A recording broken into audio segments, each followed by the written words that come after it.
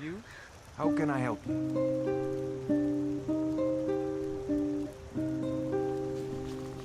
I'm right behind you.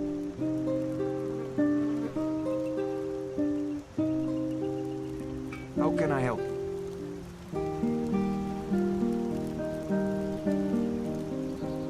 I'm right behind you. I've got your back. What can I do for you?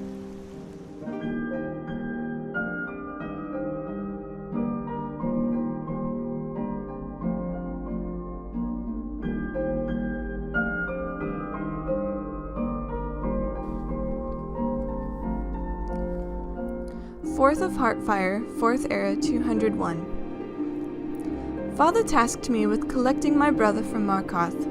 I know it's time for our family pilgrimage, but why can't he collect himself? If he was old and brave enough to head out there, then he can surely return without my help. Well, many days and attempts later, I finally returned to Windhelm with Vorstag in tow. My jerk of a brother insisted that I pay his mercenary fee. I reminded him that I'm his sister, and he threatened to double his price. What a strange pilgrimage this has been. It started normally enough, but then in the morning these strange skeletons wearing orange hoods appeared and attacked us. Luckily, we were out hunting, so we were already hidden and armed in the foliage. We made short work of them. Later, we were getting quite desperate for food. I was trying to drive a bear away from its kill down in the river when a giant attacked us from behind. My stupid brother must have been taunting the poor fellow while Father and I weren't looking. I felt bad about killing the creature. Not so bad as to prevent us from raiding its camp for food. Yes, but why do you fight? If not for me, what then? I'll die before elves dictate the fates of men. Are we not one in this? I'm right behind you. I fight for the men I've held in my arms, dying on foreign soil. I fight for their wives and children whose names I heard whispered in their last breath. I fight for we few who did come home, only to find our country full of strangers wearing familiar faces. I fight for my people, impoverished to pay the debts of an empire too weak to rule them, yet brands them criminals for wanting to rule themselves. I fight so that all the fighting I've already done hasn't been for nothing. I fight because I must. Your words give voice to what we all feel, Ulfric.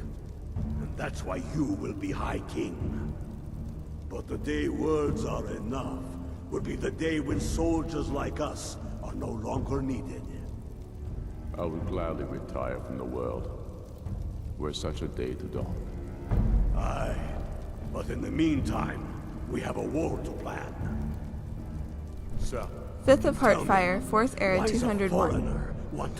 Vorstag and I went to the palace of the kings to enlist with the Stormcloaks this morning. Jarl Ulfric was giving a passionate speech about why he is fighting this war.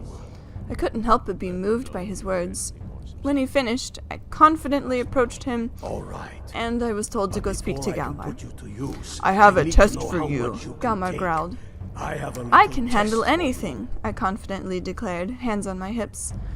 Go to Serpentstone Island. Take care of the monsters there. No problem. It's as good as dead. I pat my cool steel blade of the war axe strapped to my hip. Oh, what kind of monsters should I expect? Something about the stone formation attracts ice wraiths. I feel the blood drain from my body, and my hand twitches against cold steel. What? Ice wraiths? I ask. Galmar nods. Then he hands me some potions that should help. I fumble them into my pack with numb fingers, then walk away to where Vorstag is leaning against a wall. Apparently it looked unsteady and in need of propping up. We'll see about that, Brother, won't we? I need you to do something, I say quietly. You'll need it. Sure, Use I it want on you the to get island. your money's Don't worth. lose it. He smirks a That's all they'll smarmy get. smirk. I Try need you to not help me to kill an die. ice wraith. I fight so that all the fighting I've already done hasn't been for nothing.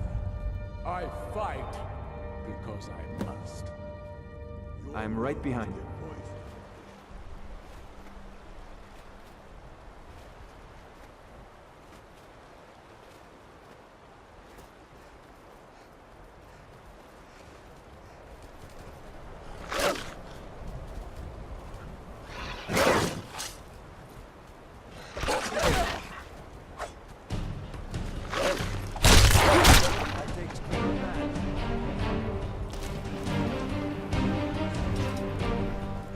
6th of Heartfire, 4th Era 201.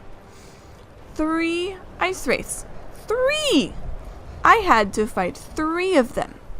There were 2 together, just on the way to Serpentstone Island. Then I had to swim in that frigid water to get to the island itself. Luckily, Niranya had 3 bottles of snowberry extract, which helps with such things. However, I had a thought before I plunged in. I wouldn't need my clothing and gear to keep warm in the water, and they would only get drenched and sap the heat from my body once I got out. So, I stripped down to my smalls, packed everything away, and ran, ass butt naked, across the frozen tundra to the water's edge.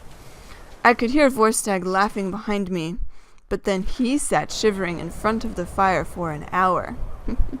Serves him right.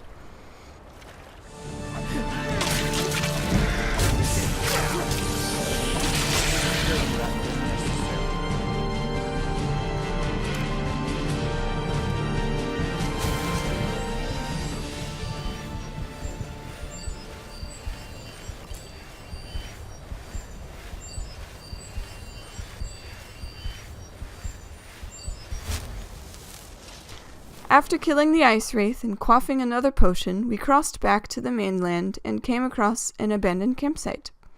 It seemed to have been used by people hunting for horkers, but it was clear that they hadn't been there in some time.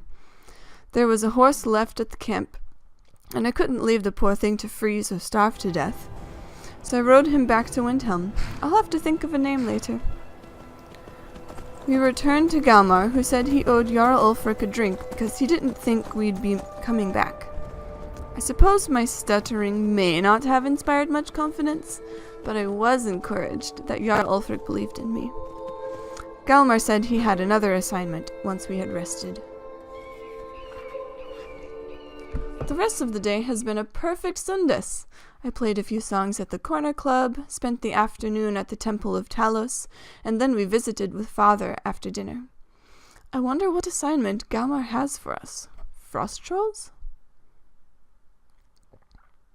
Oh, and I thought of a name for my horse. Philly Morningstar.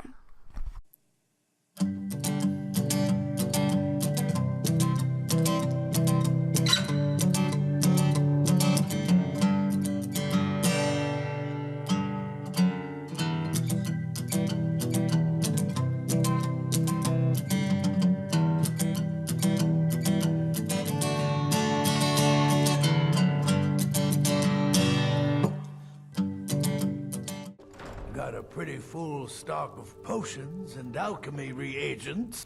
Hey, hands up! So Then let me speed your close passage to the Sovngarde. answer. Hope to see you again soon. You can't win this. It's what you want. No more, I yield.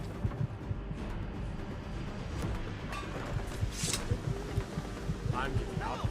Somebody help!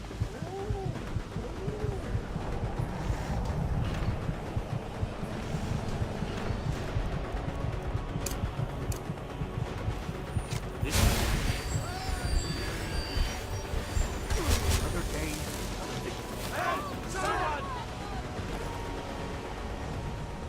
Evan, kill him. what can I do for you? You go on ahead. Show me what you've got. I thought you have committed crimes against Skyrim and your people. What say you in your defense? I guess you're smarter than you look.